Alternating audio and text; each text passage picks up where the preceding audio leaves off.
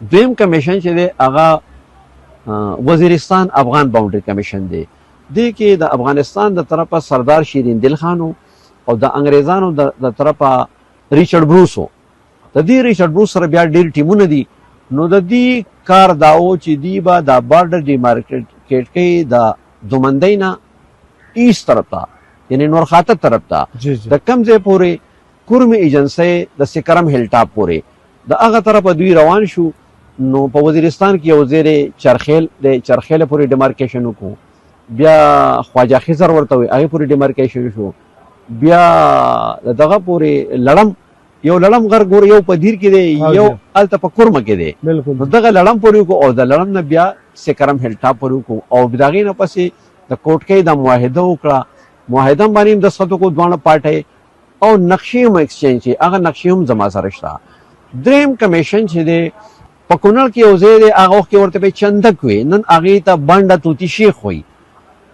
فیصله دا وشو چې د دغه ځای نه والا تر د سکرم هیل ټاپ پورې به دا بارډر ډیمارکیشن کوو. د افغانستان د طرفه غلام حیدر خان و، دا د افغانستان د هغه زمانې د هغه وخت کمانډر ان چیف و، د فوج مشر و. د انګریزانو د طرفه د پېښور کمیشنر و سر ریچارډ اودنی. نو دوی او دا سر ریچارډ اودنی کې کمال دا و چې دله پښتو ډېره ښایسته ورته، ده به پښتو ویله نه بلکې لیکلی به هم شوه. او د انګریزانو او د پښتنو منځ کې به چې کومې معاهدې وشوې یا د قبایلي خلکو منځ کې هغه به د پښتو ته ترجمې کولې او د پښتو نه به انګریزي ته ترجمې کولې. نو دی د انګریزانو د طرفه دلته کمیشنر مقرر شو. د ده سره 1900 کسانو، مختلف سرویر و، دفتري و، چې څوک ریکارډ کیپر و، دا مختلف سکیورټي والا کسانو. او د افغانستان د طرفه غلام حیدر خان، دا د افغانستان د فوج کمانډر ان چیف و، دی د هغه طرفه مشر و. نو دوی کار دا و چې د چندک نه واله تر هغه ځای پورې به د بارډر ډیمارکیشن کوي. دغه زمانه کې د دیر حکمرانو عمرا خان افجندول چې هغې ته انګریز رایټران پټان نیپولین وایي، نیپولین اف ایشیا ورته وایي. نو ده ته انګریزانو خط راولېږو چې یاره ته د اسمار باونډري کمیشن سره لږ تعاون وکړه، ځکه چې ستا په علاقه کې ډیمارکیشن کېږي چې موږ ته پته ولګي چې ستا او د افغانستان پوله کم یو ده. د ډیورین د معاهدې نه مخکې د دیر د افغانستان سره بارډر د کونړ د سیند هغه غاړه وه. عمرا خان په دغه کونړ سیند باندې پلونه جوړ کړي وو، د لرګو پلونه به د هغه کسانو پې خوا وړېده او کلاګانې جوړې کړې وې.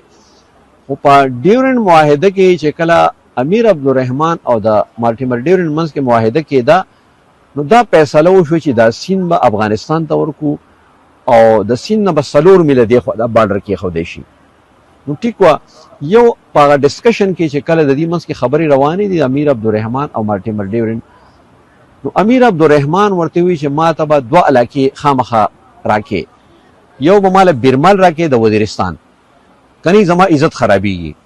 نو هغه وله انګریزانو ورکړه او د هغې دپاره یو سپیشل نقشه تیاره شوه او دغه یوه نقشه چې په دې باندې د مارټیمر ډیورین دستخط شته، باقي په دې 4 نقشو نشته. دویمه ورته امیر عبدالرحمن وایي چې زه به اسمار نه خالي کوم. اسمار بیسیکلی د باجوړ علاقه وه. د باجوړ د نوګی خان خپل ریاست خپل 4 زامنو باندې تقسیم کو. یو زویلی نوګی ورکړه، بل خار ورکو، بل پشت ورکو، 4م زویله حضرت علي له اسمار ورکو. حضرت علي چې کله مړ شو نو د ده زوی شاه تماس دا د اسمار خان جوړ شو. د ده نوکر ټوپک پاکو او دغه نه ډزو شو، دی مړ شو. د ده یو واړه لور وه، د 15 کالو وه. امیر عبدالرحمن خپل زوی سردار نصرالله خان له دا جنۍ کویدن کړې وه، هغه ماشوم و دا ماشومه وه. خو دغه زمانه کې به ودونه کویدن چې کېده پولیټیکل میریجز به وي. پولیټیکل میریج مطلب دا دی چې د دې سړي د ریاست باندې به زه قبضه داسې وکړم، ځکه زما رشته دار شو او چې رشته وکړم نو به دا به زما برخې ته راوړي. زما برخې ته. نو چې کله شاه تماس مړ شو، د افغانستان فوجیان راله او دا اسمار یې ونیو. نو په دې باندې عمرا خان کوشش کوي د اسمار ته واپس والي. هغې ته یې وایي چې ګوره دې باندې دعوه کېدی شي د خار خان، د پشت خان یا د نوګی د خان او ستانه شي ته رونې هغه دي یا ترونې هغه دي ته نه. نو د افغانستان او د دین منځ کې اختلاف په دې روانو. او وایسرای هند په جون 1892 کې یو دوه خطونه ولیکل. یو خط راولېږلو چیف کمشنر پنجاب ته، په دغه زمانه کې کې پی یا صوبه سرحد صوبه نه وه، دا د پنجاب صوبې څه وه. نو چیف سیکرټري ته خط راولېږو چې د افغانستان فوجیان راله اسمار یې ونیو، ته وده وې، ته څه کې، یعنې دا چیف سیکرټري ته یو وارنینګ ورکو. او په دغه ورځ باندې یو بل خط یې ولیکلو امیر عبدالرحمن ته. هغه خطونه زما سره شته، د فایل کې پراته دي.